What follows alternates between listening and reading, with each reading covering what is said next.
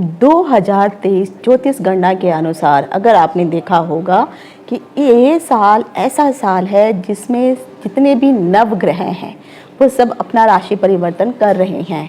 छोटे ग्रह तो राशि परिवर्तन हर महीने कर लेते हैं, लेकिन जो बड़े ग्रह होते हैं वो सालों में मतलब 15 महीने में 13 महीने में अपने अपने परिवर्तन के अनुसार वो राशि का परिवर्तन करते हैं। लेकिन 2023 में जितने भी बड़े ग्रह हों छोटे ग्रह हों ये सभी मिलकर के राशि परिवर्तन करने वाले हैं और कुछ तो कर चुके हैं। उनमें से अगर आप देखेंगे कि जब भी कोई ग्रह राशि परिवर्तन करता है तो वह प्रत्येक राशि के उसमें 3-3 नक्षत्र होते हैं और वो चरणों में बटे हुए होते हैं।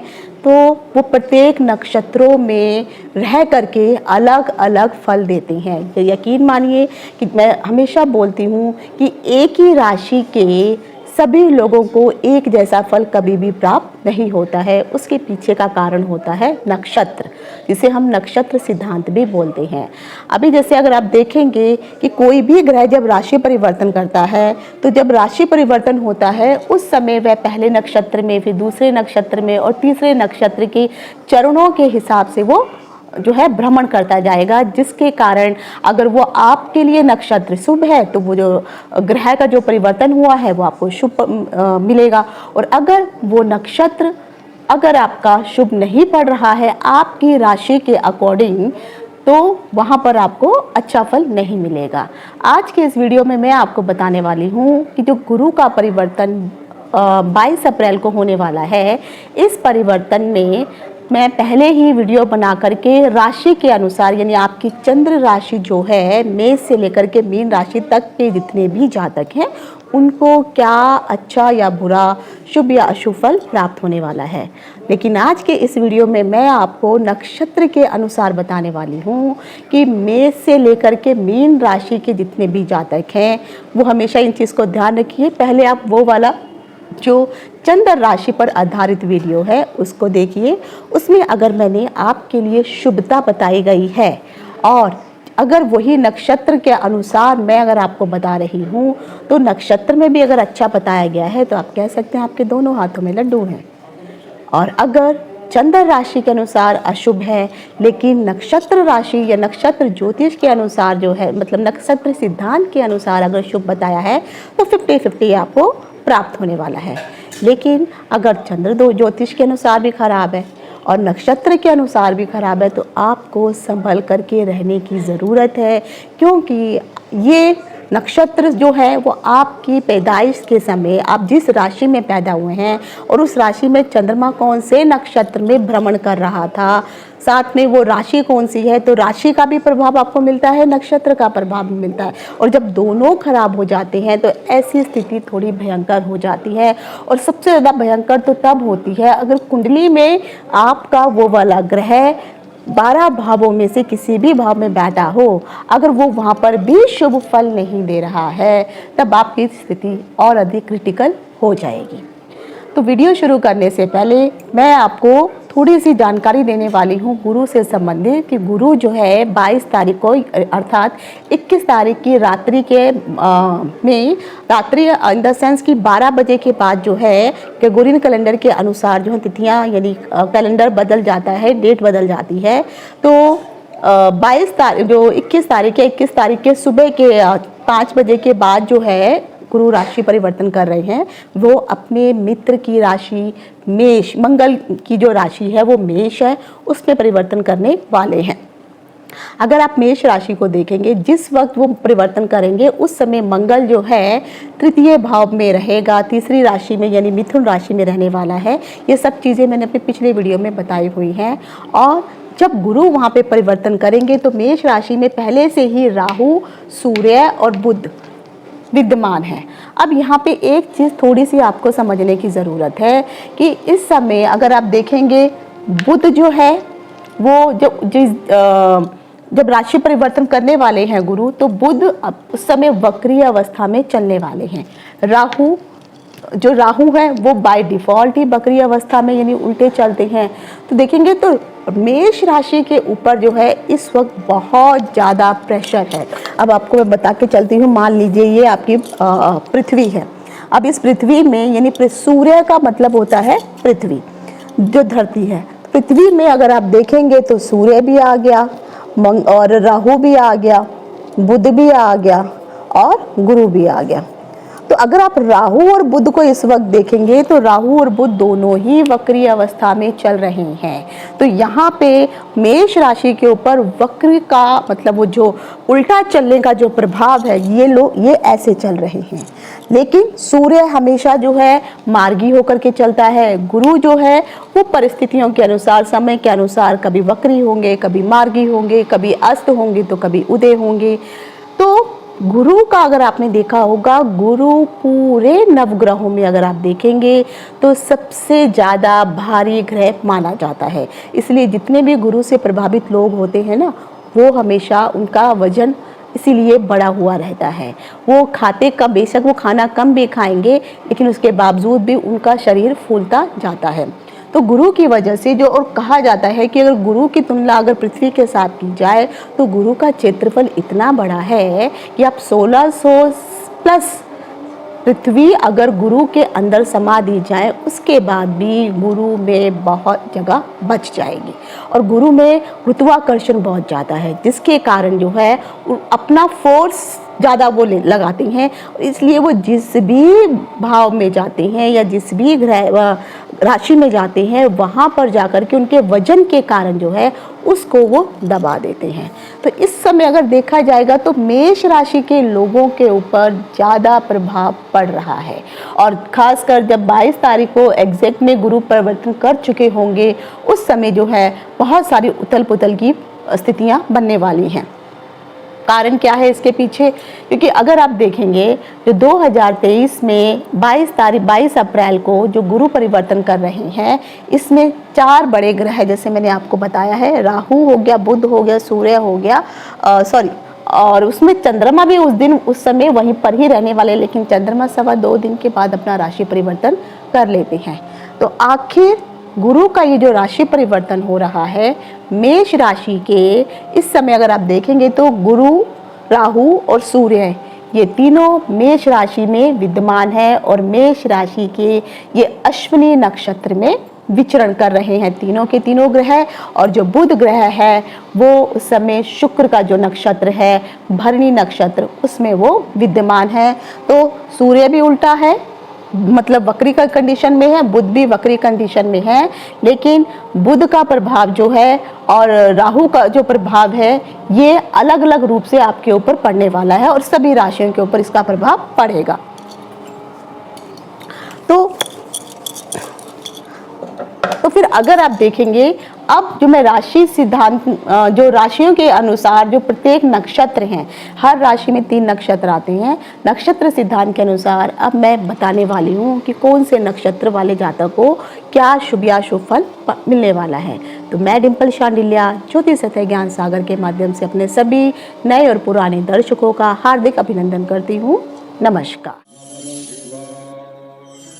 तेरे जाप के बिना चले ये सांस किस तरह, मेरा कर्म तू ही जाने क्या बुरा है क्या भला, तेरे रास्ते पे मैं तो आंख मूंद के चला, तेरे नाम की जोत ने सारा हर लिया तमस मेरा।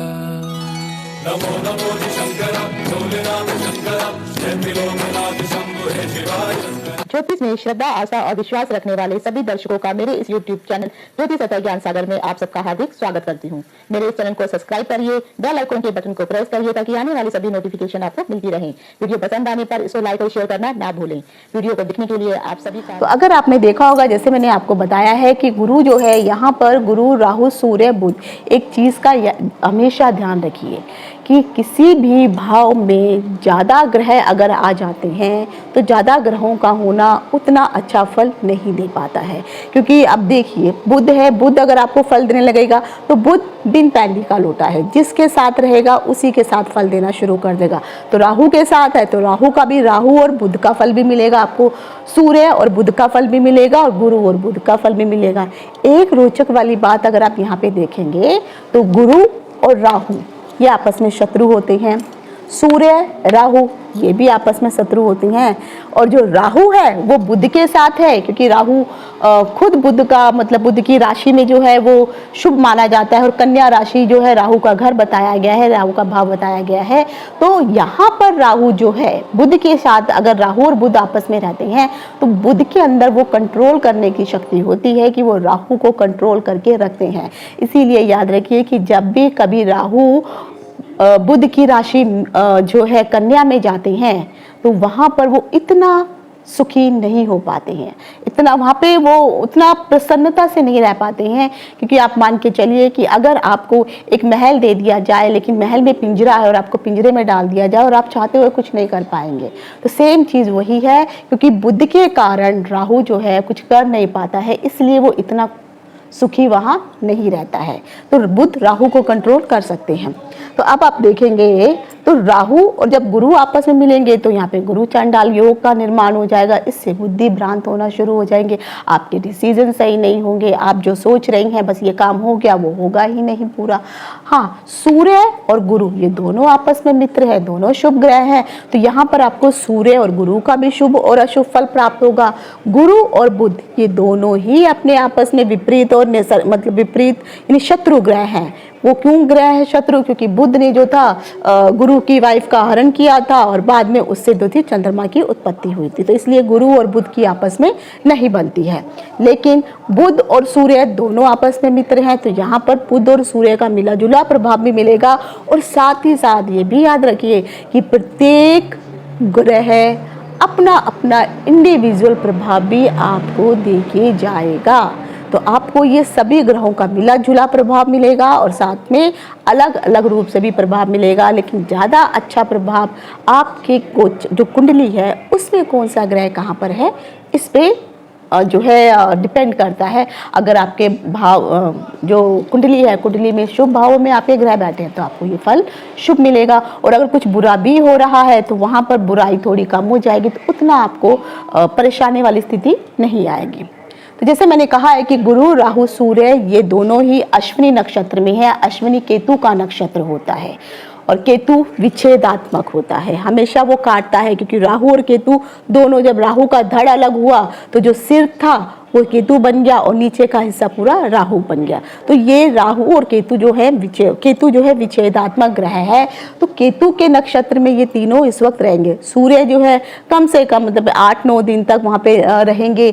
राहु जो है अभी भी ये अश्विनी नक्षत्र में ही चल रहे हैं, और जो गुरु है वो भी अपना जो है 13 महीने के हिसाब से 3 से 4 महीने वो अश्विनी नक्षत्र में, फिर भरणी और फिर कृतिका, उस तरह से फिर ये आगे अपना बढ़ेंगे।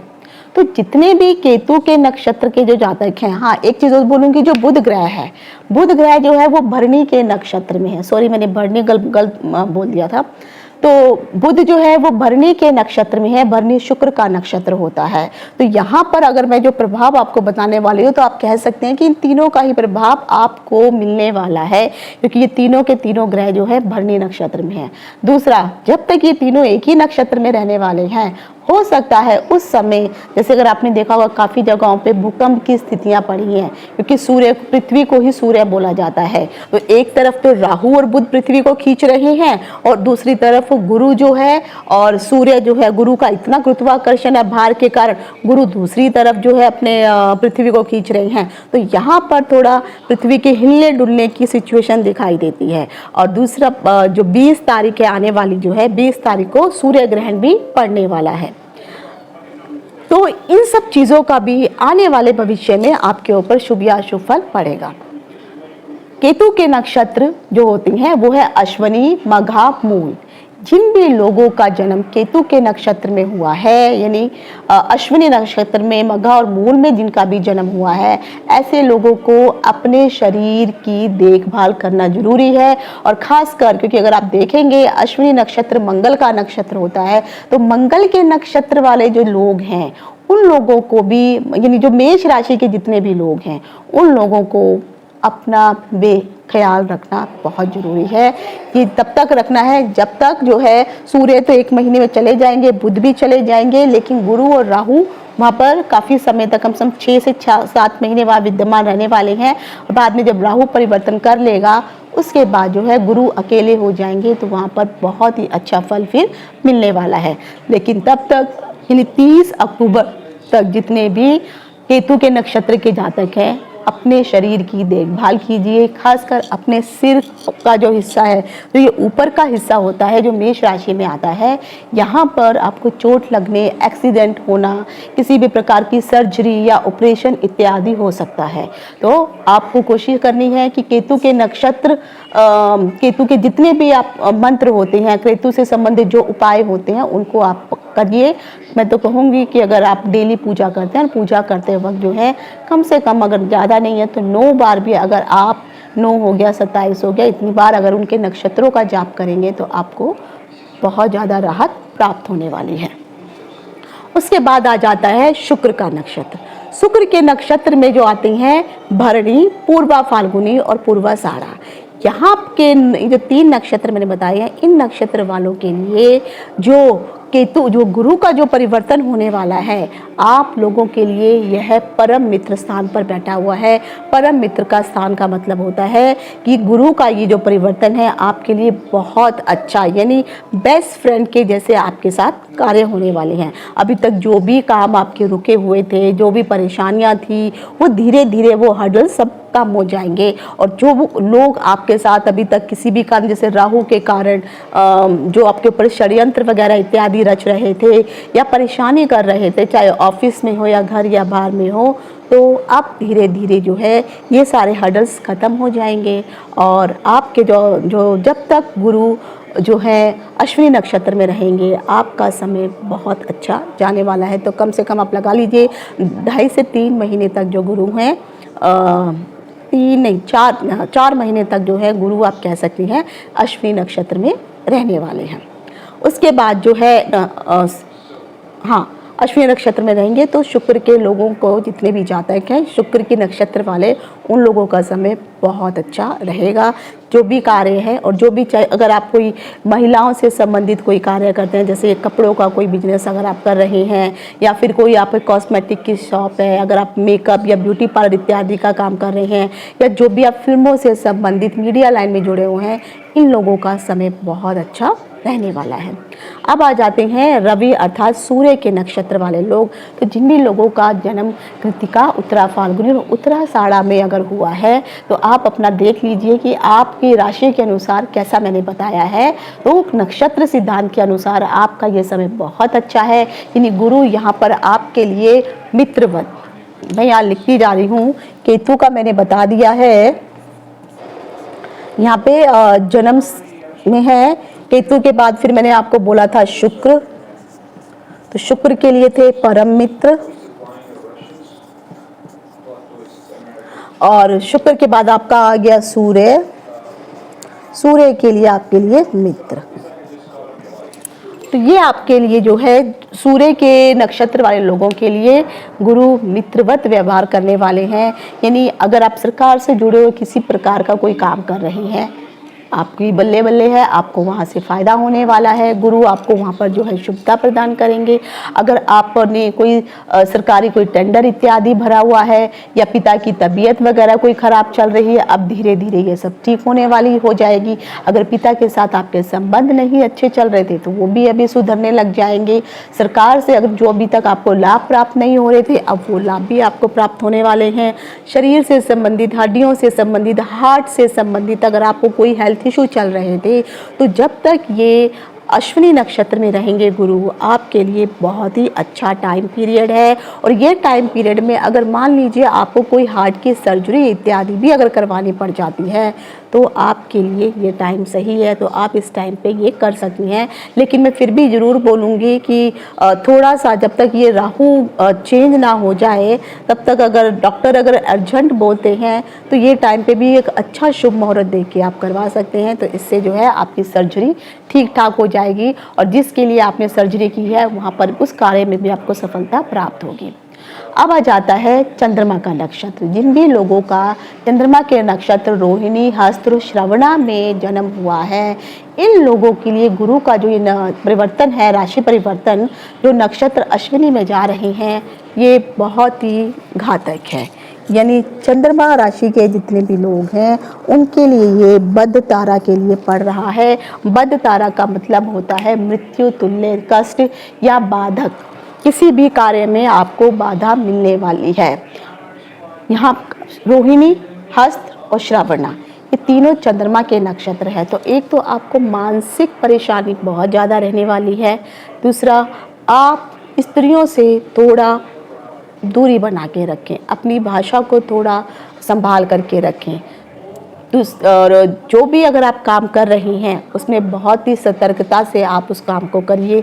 अगर आप कहीं पे जा रहे हैं, क्योंकि मैंने कहा ये अश्विनी नक्षत्र है, और आप अगर रोड भी क्रॉस कर रहे हैं केतु के नक्षत्र में हैं, तो आपके एक्सीडेंट होने के रोग जो है योग बन रहे हैं, तो एक्सीडेंट हो सकता है, चोट वगैरह इत्यादि लग सकती है, मानसिक परिस्थितियाँ जो है थोड़ी ख़राब हो सकती हैं। और चंद्रमा से जुड़े हुए अगर जैसे जो महिलाएँ हैं तो इनसे भी आप थोड़ा संभल करके रहिए, नहीं तो आपके लिए यही जो है मुसीबत का कारण बन सकती हैं। तो चंद्रमा के नक्षत्र वाले लोगों को जो है आने वाले जो 4-5 महीने हैं, जब तक अश्विनी नक्षत्र में गुरु रहने वाले हैं, संभल के रहने की ज़रूरत है। और अगर आप चंद्रमा से जुड़े हुए कुछ व्यापार इत्यादि भी कर रहे हैं या अगर आप व्यापार शुरू करने वाले हैं, तो मैं कहूँगी थोड़ा आप रुक जाइए। एक तो राहु को परिवर्तन होने दीजिए, गुरु को अकेला विद्यमान होने दीजिए, और उसके बाद जो है अगर आप शुरू करेंगे तो आपको फ़ायदा होगा। लेकिन इस समय जितने भी चंद्रमा के नक्षत्र के लोग हैं, आपको गुरु के मंत्रों का जाप करना चाहिए। साथ ही साथ चंद्रमा के मंत्रों का भी आपको जाप करना चाहिए। अगर बाय डिफ़ॉल्ट आपकी कुंडली में गुरु की स्थिति ठीक नहीं है तो आपको और मुश्किलें आ सकती हैं। तो चंद्रमा के नक्षत्र के जितने भी जातक हैं, अपने आप को इस पीरियड में संभाल के रखिए। उसके बाद आ जाता है मंगल की राशि। मंगल की राशि जो मेष राशि है, और मंगल के जो नक्षत्र होते हैं मृगशिरा, चित्रा और धनिष्ठा, इन लोगों के लिए अगर देखेंगे तो गुरु का ये जो राशि परिवर्तन हो रहा है, ये साधक तारा अर्थात सक्सेसफुल स्टार में आपको लेकर के आ रहा है। तो मंगल से जुड़े हुए जो भी लोग कार्य करते हैं, चाहे आप अग्नि से संबंधित कोई काम कर रहे हैं, भूमि से संबंधित कोई काम कर रहे हैं, जमीन इत्यादि से संबंधित कोई काम कर रहे हैं, तो आपको तो बहुत ही ज़्यादा फायदा होने वाला है। और ख़ासकर अगर आप देखेंगे कोई ऐसे भारी इक्विपमेंट जो बनाए जा रहे हैं, उसमें भी आपको जो, और लेकिन उसमें कहीं ना कहीं अग्नि का विद्यमान होना जरूरी है, जैसे गैस के सिलेंडर इत्यादि हो गए। तो यहाँ पर जो है आपके लिए ये जो 4 से 5 महीने का जो टाइम है, सफलता भरा रहने वाला है। हाँ, लेकिन राहु है तो थोड़ी ज़रूर आपको जो है मुश्किल हो सकती है। लेकिन मैं एक चीज़ ये भी कहूँगी, क्योंकि राहु भी अभी अश्विनी नक्षत्र में ही रहने वाला है और सूर्य भी अश्विनी में ही है, तो अगर आप इन तीनों का हिसाब से भी देखेंगे तो राहु भी आपके लिए सक्सेस जोन हो जाएगा, गुरु भी सक्सेस जोन हो जाएगा और सूर्य भी सक्सेस जोन हो जाएगा। तो सूर्य तो खैर 9-10 दिनों में चेंज हो जाएंगे, लेकिन राहु को थोड़ा टाइम लगेगा चेंज होने में। तो इसीलिए ये जो पीरियड आपके लिए है सफलता से भरा है। तो मंगल के नक्षत्र में जिन भी लोगों का जन्म हुआ है, इस टाइम को यूटिलाइज कीजिए, आपके लिए बहुत फ़ायदेमंद रहने वाला है। और हो सकता है कि आपका अगर कुंडली में भी अगर गुरु शुभ जगह पे बैठा है तो कुछ अच्छा आपके साथ होने वाला है। और अगर गुरु की दृष्टियां अगर जैसे आपने देखा होगा, मैंने उसमें राशि में अगर गुरु आपके लिए कैसा बताया और यहाँ पे भी बताया है, तो यकीन मानिए आपको सफलता सफलता सफलता मिलने वाली है। अब आ जाता है राहु के नक्षत्र। जिन भी लोगों का जन्म राहु के नक्षत्र में, आप भूल गई, मंगल के लिए जो है साधक जोन में पड़ रहा है ये तारा, और मंगल के बाद आपका आ गया राहु। राहु वालों के लिए जो है ये आद्रा, स्वाति और शतभिषा, इन लोगों का जन्म जिन भी इन नक्षत्रों में हुआ है, ऐसे लोगों के लिए प्रत्यारी तारा। प्रत्यारी तारा का मतलब होता है दुश्मनी। यहाँ पर ये गुरु का परिवर्तन राहु के नक्षत्र वाले लोगों के लिए प्रत्यारी जोन में पड़ रहा है, यानी दुश्मनी एनिमी जोन में पड़ रहा है। तो जितने भी लोग हैं, देखो क्योंकि सूर्य का नक्षत्र भी उसी में चल रहा है, तो सूर्य तो चेंज हो जाएंगे, लेकिन राहु भी है, तो आपके साथ जो है कुछ ना कुछ बुरा होने वाला है।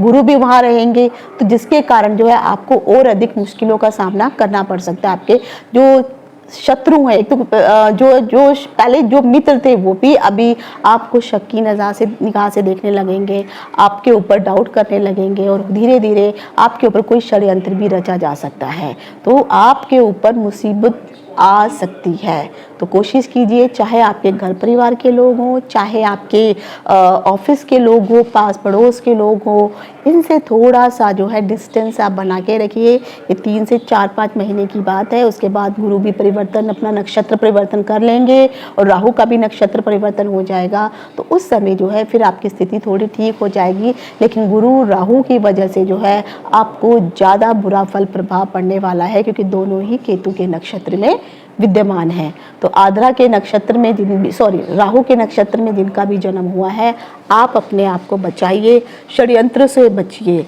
और गलत कामों से बचिए, क्योंकि राहु छल कपट धोखा इत्यादि देता है। तो अगर आपने कोई छल कपट संबंधी किसी के साथ कुछ करने की कोशिश की तो फिर आपकी हालत खराब हो सकती है। उसके बाद आ जाता है बृहस्पति के नक्षत्र। तो जिन भी लोगों का बृहस्पति के नक्षत्र में जन्म होने वाला है, यानी बृहस्पति के नक्षत्र होते हैं पुनर्वसु, विशाखा और पूर्व भाद्रपद। तो इन लोगों के लिए, तो राहु के लिए मैंने प्रत्यारी बोला था, और उसके बाद आता है गुरु का नक्षत्र।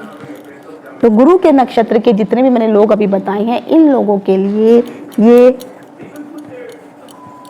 क्षेमा तारा, क्षेमा तारा का अर्थ होता है कल्याणकारी, यानी गुरु यहाँ पर आपके लिए कल्याणकारी बनकर के आने वाले हैं। अभी तक किसी भी, चाहे अगर आपके विवाह से संबंधित कोई परेशानी चल रही थी वो अब दूर हो जाएगी। अगर आप कोई बच्चा इत्यादि प्लान कर रहे थे, उसमें इशू आ रहे थे, अब वो ठीक हो जाना शुरू हो जाएगा।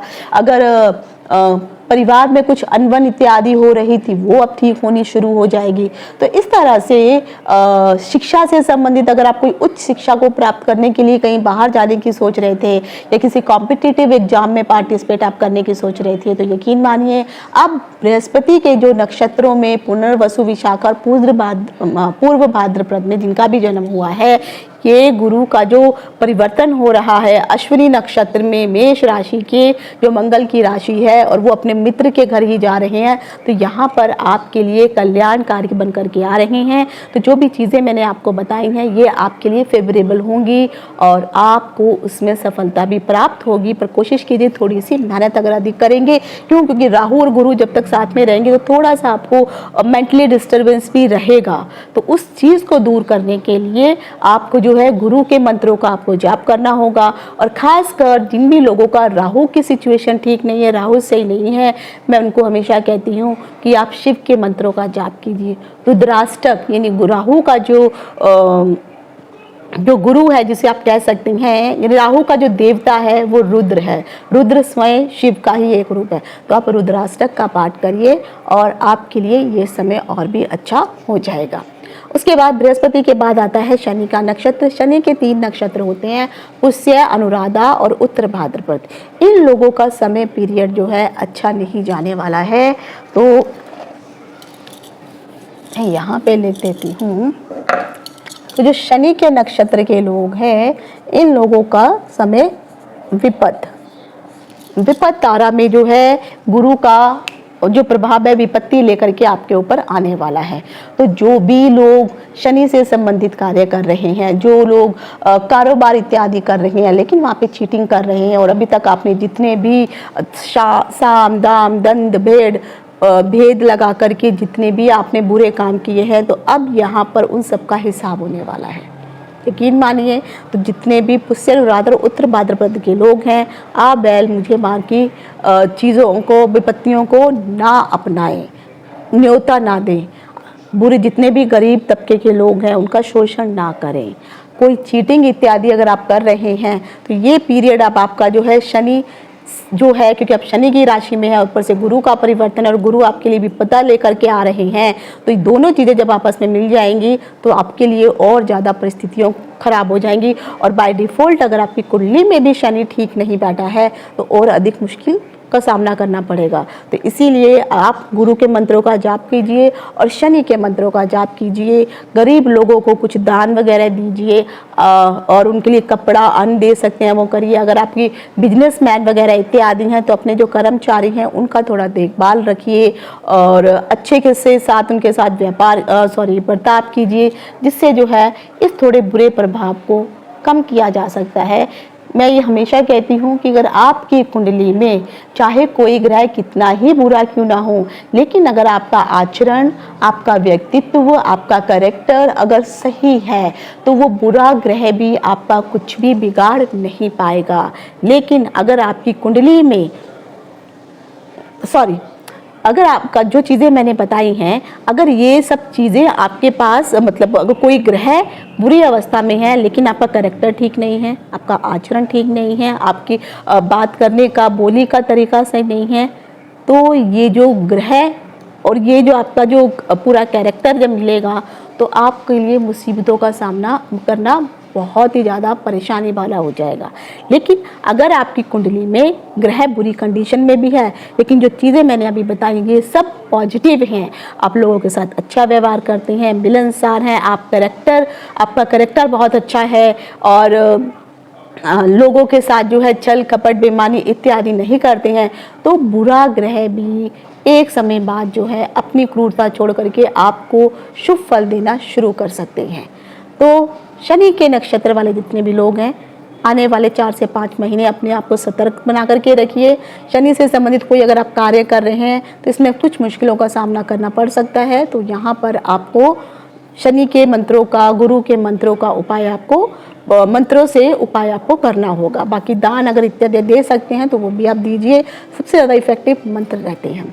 उसके बाद आ जाता है लास्ट बुध का नक्षत्र। बुध के जो नक्षत्र हैं आश्लेषा, ज्येष्ठा और रेवती, इन लोगों में जिन भी लोगों का जन्म हुआ है तो गुरु का ये जो परिवर्तन मेष राशि के अश्विनी नक्षत्र में हुआ है जो अगले 4 से 5 महीने तक रहने वाले हैं, ये गुरु अश्विनी नक्षत्र में, उस समय अगर आप देखेंगे तो गुरु जो है आपके लिए संपत्ति तारा, यानी बुध ग्रह के जो लोग हैं इनके लिए ये संपत्ति का मतलब होता है धनदायक। तो यहाँ पर बुध के नक्षत्रों के लिए जातक के लिए जो है धनदायक गुरु बन करके आ रहे हैं, आपको धन प्राप्त होगा। लेकिन याद रखिए कोई भी ग्रह आते ही आपको इफेक्ट नहीं देता है। सबसे बड़ी परिस्थिति तो इस वक्त अगर आप देख रहे होंगे गुरु जो है इस वक्त अस्त अवस्था में चल रहे हैं। जो भी ग्रह अस्त अवस्था में होता है तो वो अपना फल दे ही नहीं पाता, या जो भी ग्रह अंतिम डिग्री पर चल रहा होता है वो फेलियर हो जाता है, वो भी आपको फल दे ही नहीं पाता है। अच्छा नहीं देगा लेकिन हाँ बुरा जरूर आपको मिल सकता है, क्योंकि ये मान लीजिए आपकी कार है और कार आप चला रहे हैं और कार का ब्रेक फेल हो गया, तब आप सोच सकते हैं क्या होगा। अब ब्रेक फेल हो गया तो अच्छा तो होने वाला है ही नहीं, तो फेलियर हो जाता है ग्रह। तो आपको कहाँ पे चोट चपेट किधर लगेगी, कहाँ पे एक्सीडेंट होगा, कैसे होगा, वो कार से आप अपने आप को कैसे बचाएंगे, ये आपकी बुद्धिमत्ता के ऊपर है। तो इसीलिए जो गुरु है अभी अस्त अवस्था में ही मीन राशि में है, मीन राशि की अस्त अवस्था में ही ये अपने मित्र की राशि मेष में जा रहे हैं। और जब तक गुरु जो है 5 डिग्री से, यानी गुरु जो है हमेशा 10 डिग्री से 18 डिग्री के बीच में, यानी 20 डिग्री आप मान के चलिए, इस डिग्री के बीच में जो है बहुत अच्छा फल देते हैं। 5 डिग्री तक का जो गुरु 1 से लेकर 5 डिग्री के बीच में जो है ये ज़्यादा अधिक पावरफुल माने जाते हैं, लेकिन वो तब होते हैं जब वो उच्च के होते हैं, कर्क राशि में होते हैं। तो 1 डिग्री से लेकर 10 डिग्री के बीच में, क्योंकि ये एक तो अवस्था में है, ऊपर से ये बाल्य अवस्था में होते हैं, यानी बच्चा जैसे पैदा होता है और धीरे धीरे बढ़ता है, उसी तरह से बृहस्पति भी मेष राशि में जाएंगे। तो सोचिए वहाँ पर अभी ये पैदा होंगे और फिर धीरे धीरे जब इनके अंश बढ़ेंगे, ये बड़े होंगे, तो गुरु हमेशा आखिरी वाले अंशों में, यानी मिडिल एज के बाद जो है फल देना ज़्यादा शुरू करते हैं, क्योंकि ये एक बुजुर्ग ग्रह, वृद्ध ग्रह भी माने गए हैं। लेकिन फिर भी बुध के नक्षत्र वालों के लिए जो भी लोग पढ़ाई इत्यादि से संबंधित कार्य कर रहे हैं आपको सफलता प्राप्त होने वाली है। अगर आप खिलाड़ी हैं तो आपको सफलता प्राप्त होगी। अगर आप जमीन मतलब खेती बाड़ी इत्यादि से जुड़े हुए हैं, क्योंकि जो बुध है वो प्राकृतिक को भी दर्शाता है, तो उससे जुड़े हुए हैं, तो यहाँ पर भी अगर आप एक खेत में खेती अच्छी होगी तो कहीं ना कहीं रूप से आपको धन की प्राप्ति भी होगी। तो यहाँ पर जो आने वाले 4 से 5 महीने हैं उस समय गुरु का ये जो परिवर्तन है आपके लिए धनदायक है। धन का मतलब साधन किसी ना किसी रूप से आपको प्राप्त होगा ही होगा। कोई अच्छी नौकरी लग सकती है, आपकी नौकरी में प्रमोशन हो सकती है। और अगर आपने कोई परीक्षा पास की है, बुद्धि वाला कोई काम कर रहे हैं तो परीक्षा पास हो सकती है। तो यहाँ पर आपको जो है धन से जुड़ा हुआ किसी भी प्रकार की अभी तक कोई परेशानी अगर आपके साथ चल रही थी तो गुरु का ये परिवर्तन, और जब गुरु मार्गी परिस्थिति में होंगे और फिर वो धीरे धीरे अपने अंशों में बढ़ेंगे, तब जाके धीरे धीरे आपको इसका शुभ फल, सभी को शुभ या अशुभ फल प्राप्त होने वाला होगा। तो ये थे, मैंने आज आपको बताया है मेष राशि में गुरु का अश्विनी नक्षत्र में प्रवेश सभी 27 नक्षत्र के जातकों को क्या फल देने वाला है।